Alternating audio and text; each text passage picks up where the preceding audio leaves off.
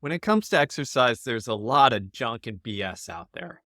Most of it doesn't matter, especially if you're a novice or an intermediate athlete, runner, endurance athlete, or even someone who just wants to get healthier or fitter for longevity or health reasons.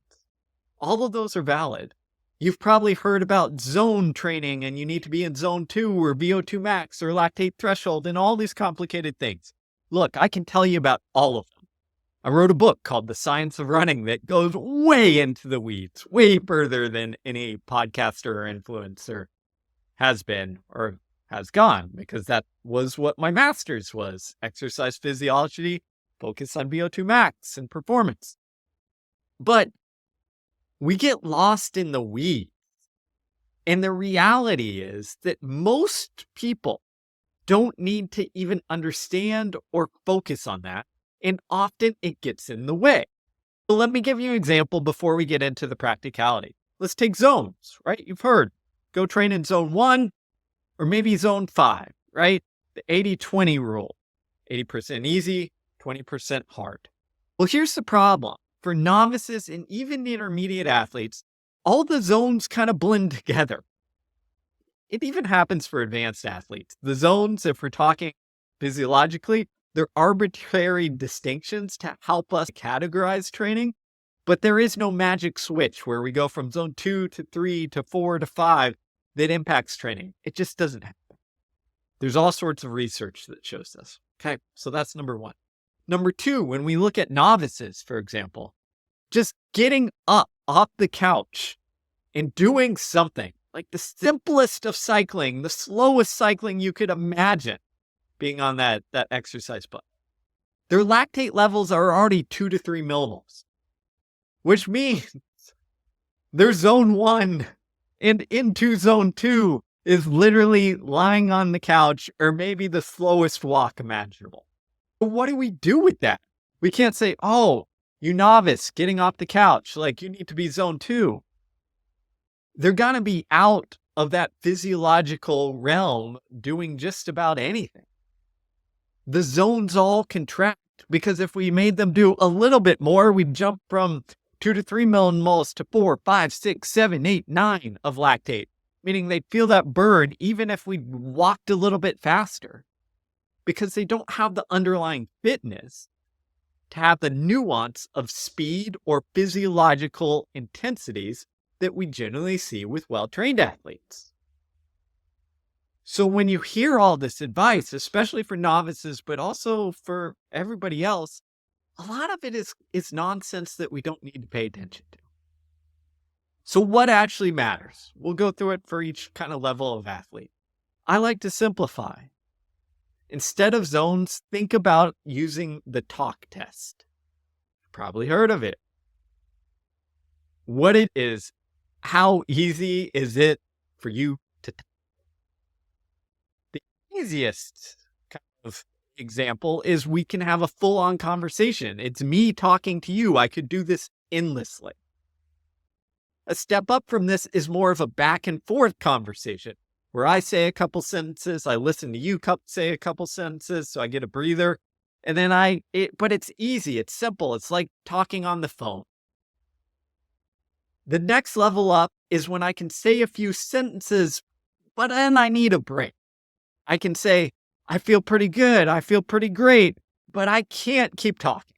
On that third sentence, my breathing is such that I need some more. I need to let that CO2 out. The next level up is what I'd call a kind of teenager conversation. You get one word or a phrase. That's the level of difficulty. And the last is the angry teenager, that you can say K, no, yes, and that's about it. Those represent our different intensity levels that I like to use for a novice, because they give us some grounding that we can all check in on. Okay, so let's set the stage there. Now, what does it look like when it comes to training? If you're a novice or a beginner, you want to build a base. Why?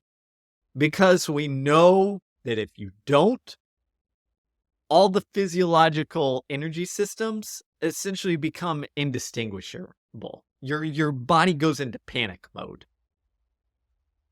So we need to build a foundation of very easy, meaning having a full conversation or a full back and forth conversation should encompass everything, basically, because that builds our aerobic system and capacity on multiple levels. It builds what we call our central aerobic system. So lungs, heart, pumping blood, etc., etc., and our peripheral. So mitochondria and the muscles, our muscles being able to work aerobically. Okay. Ease builds that, especially when you haven't done much at all. Now, as we progress to intermediate or advanced, guess what? The stimulus of going for a walk and having that full-on conversation, our body's kind of adapted to it. So, well, yes, I want to, as an intermediate or advanced athlete, still spend a lot of times in those easy kind of intensities for a couple reasons. A is because they're often volume dependent, meaning the more volume we get to a degree becomes the stimulus for those aerobic adaptations. Okay. And second, they serve a vital kind of maintenance and recovery mechanism or function. So the easy aerobic stuff is really important, but what it does is it builds our capacity or our engine so that the harder stuff can work and do its function. So when we start off for a novice, that means lots of walking. Then that means lots of walking with slow intersperses of jogging. It means having a full conversation. If you're getting significantly out of breath, slow down. It means walking with maybe a backpack on, rucking. All of those are good. But the idea of no pain, no gain does not apply here. Again, these adaptations take volume. They are volume dependent. So what does that mean? Generally, we want at least 20 minutes, but preferably 30 plus minutes. Research tends to show us, practice also shows us, is that if you can get to 30 to 60 minutes per one of these activities, you're going to be in a good spot. Every once in a while, you might want to do longer if you're intermediate or advanced because it accesses more muscle fibers. So generally what happens is we use our slow twitch muscle fibers first, then we'll fatigue or run out of a little energy, and we recruit harder and harder to recruit muscle fibers and train them aerobically.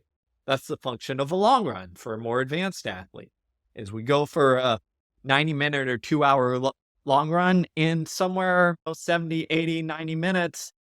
Our easy to recruit slow twitch fibers are running out of fuel.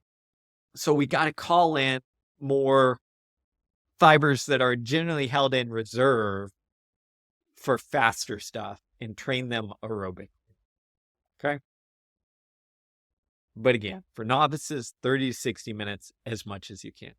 Now, research tells us that surprisingly, doubling meaning training twice a day, can have a very beneficial effect. So we used to think just singles, go for your 60, your 70, your 90-minute runs or walks, and that helps. But research tells us that doubling can have the effect. So if you're worried about getting out there for 60 minutes on your walk or jog, try 30-30. 30 in the morning, walking the dog and kid, 30 in the afternoon, walking the dog and kid. You can split it up. But again, general minimum effective dose, again, any is better than nothing, but try and get 20 minutes or more, 30 minutes or more is ideal. Now that builds our foundation. We need to couple that after we've got some sort of foundation with what I'd call fast but smooth and not fatiguing. Okay. You've got to train your body to be prepared for some intensity, but not in a fatigue state. That doesn't mean we need to go out and sprint. Not ready for that. But for novices, beginners, and even advanced athletes, we need to couple the lots of easy with short, non-fatiguing, what we'd call in running strides. Go run 100 meters at mile pace, fast but smooth. Repeat that a couple times. Do some diagonals on the soccer field. You want long rests so it's not fatiguing. Again, get fatigued, fast and smooth. This prepares your body biomechanically. It prepares your muscles and tendons to handle that harder load, okay? And it prepares your energy systems to get used to functioning, right? Your ATP creatine phosphate system, which is that quick energy system, your glycolysis as well. If you do something between 15 to 20 second stride, go get it done. For advanced athletes, this often does include sprints, right? Because we want to, and we'll get into this, we want to build a foundation or base that focuses on the extremes first. Lots of easy, and then short, fast, but not fatiguing.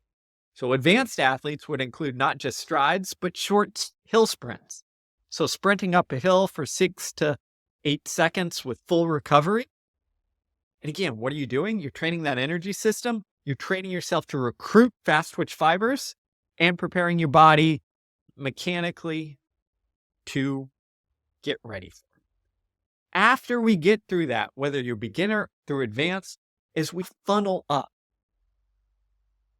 Okay, so we've got to shift the stimulus a little bit. So what does that mean? We don't leave anything behind. We still have to have lots of easy. But we start introducing stimuluses to give us a slightly progressive overload. So what does that mean? We introduce maybe once a week something where we can say a few short sentences, what I'd call a tempo run, right? Or tempo or threshold, whatever you want to call it. Basically, where you can say a couple sentences, you're still under control, but you're challenging your aerobic system. Your lactate levels go from 1 to 2 to 3. You're still under what we'd call lactate threshold or maximum lactate steady state, but you're challenging your body to work at a higher level of aerobic demand. So it gets a little bit embarrassed and adapts. Now, there's a whole range of paces in between this, right? So for me, as a old guy just trying to stay in shape who used to be fast, maybe my easy runs are 7 to 7:30 pace, full conversation. When I'm doing the steady to tempo stuff, maybe it's between 6 minutes down to 5:20 pace, anywhere in that range. Again, the difference between 6 minutes and 5:20 pace is significant.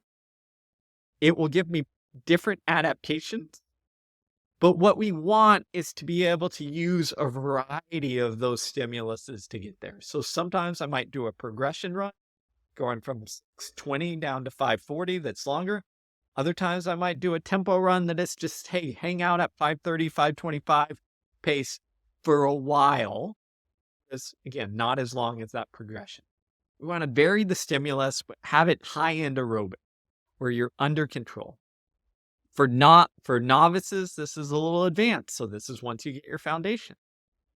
What we want is to be able to add slight spices of work. So you might start with, hey, I'm going to do an easy run. And then the last mile, I'm going to pick it up to this up-tempo pace. Then you might say, hey, I'm going to split it up and do 3 by 5 minutes at steady with a break in.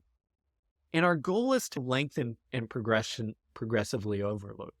On the other side, what we want to do is add in spices of faster work that are slightly fatiguing, but too much. So we take those strides and we turn them into 30-second pickups. Not crazy fast, maybe 30 seconds at 5K pace. 5K pace can be something that you could hold for 15 to 20 minutes or a little bit longer for people. And you say, hey, I'm going to do 8 by 30 seconds on with a minute rest or a minute jog in between. We get a little fatigue, but it's just introducing stuff. From there, it depends on what you're trying to accomplish and what you're racing. So that's a whole other conversation, one that I've gone on many times before, but I want to stop and wrap this one up to show that when we're looking at basic general fitness, I want you to think of the extremes. Lots of easy, fast and not fatiguing, and then gradually progress. Take the fast but not fatiguing, making it moderately fatiguing. Make it where you can have a teenager combo or a few sentences and be okay. Eventually, if you're training for something, we're going to take that to where you can barely talk, right? That's where it's headed at some point. But unless you're training specifically for performance, you probably don't need to go there, honestly. If you're training for performance, yes, you need to go there. If you're training for general health and fitness, you don't need to be like the people on Instagram or TikTok who are saying no pain, no gain. Because you'll get 95% of the way there feeling or getting to, on those harder workouts, a 7 or an 8 out of 10 instead of a 9 or a 10 out of 10. It's just reality. It's what it is. On the flip side, we want to take that aerobic, lots of easy, and eventually add something in that is steady, can have a back and forth or a short sentence conversation. That's where you can maximize the stimulus for high-end aerobic development. What does this look like for general or novice? Again, accumulate as much easy volume as you feel comfortable doing, progressively, gradually. Then have 1 day a week. Once you build a base, 1 day a week where you're going longer and steady. Again, this can be split up. It can be however you want to do it. And then 1 day a week of what I call fast and smooth, or fast and only moderately fatiguing. You do those two things, varying up the pace and intervals and from short to medium length intervals. Again, vary it up. There are no magic workouts. Don't fall for the best way to increase your VO2 max is 4 by 4 minutes. No, that's a bunch of bullshit. Okay. The best way to increase your VO2 max is your VO2 max, the kink in the pipe is going to shift and change as your fitness changes. So for some, literally the best way to increase your VO2 max is to do a lot of easy, very easy stuff.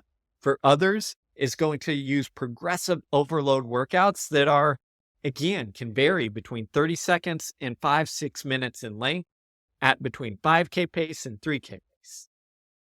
But we need to vary those workouts in order to maximize it. For most people, unless you're high performance, you're going to get there with lots of easy, a little bit of moderate aerobic work, fast and smooth, a little bit of moderate speed work. Again, 30 seconds on, 1 minute off at 3K pace, 45 seconds on, 1 minute off, 3K, 5K effort, whatever you have it, minute on, minute off at 5K pace. That will get you most of the way there. Okay. Fine tuning, we can talk about that all day. That's what we do as coaches, but that sets the stage. Don't get lost chasing the zone, the VO2 max, the lactate threshold, the magic workout. It doesn't exist. It's simply, we need to vary the stress and stimuli. There are no magic workouts. We need a lot easy to develop aerobically, but we need to couple that with some fast and smooth and some fast and moderately challenging. Okay. How you do that? No perfect way, but think of progressive overload, think of vary the stimulus, think of next logical step, not doing something crazy, and that will get you most of the way there. So there you go. Exercise for endurance and health and longevity 101. Why do I say health and longevity? Because if you look at the research, a lot of people say, hey, it's VO2 max is the best predictor of longevity. That's not exactly true. What they find is that the speed that you are running at the end of the VO2 max test is the best predictor. So it's not the best. It's not VO2 max itself. It's what speed you get up to. In other words, known as if you were to go out and run a 2-mile time trial, how fast would you run? What's the biggest indicator of a 2-mile time trial or mile time trial or 5K time trial? Take your pick. It's your endurance capacity. It's your overall general endurance fitness. What's the best way to do that? Combining some easy, Some moderate aerobic, fast and smooth, and moderately challenging speed work. And if you really want to maximize it, then we can get into specificity and narrow that funnel towards the top end. But most of us don't need that until we're ready to perform at a high level, which I've written a book about and talk about all the time on my Instagram, Twitter, and everything else. So if you want to go more into that, subscribe.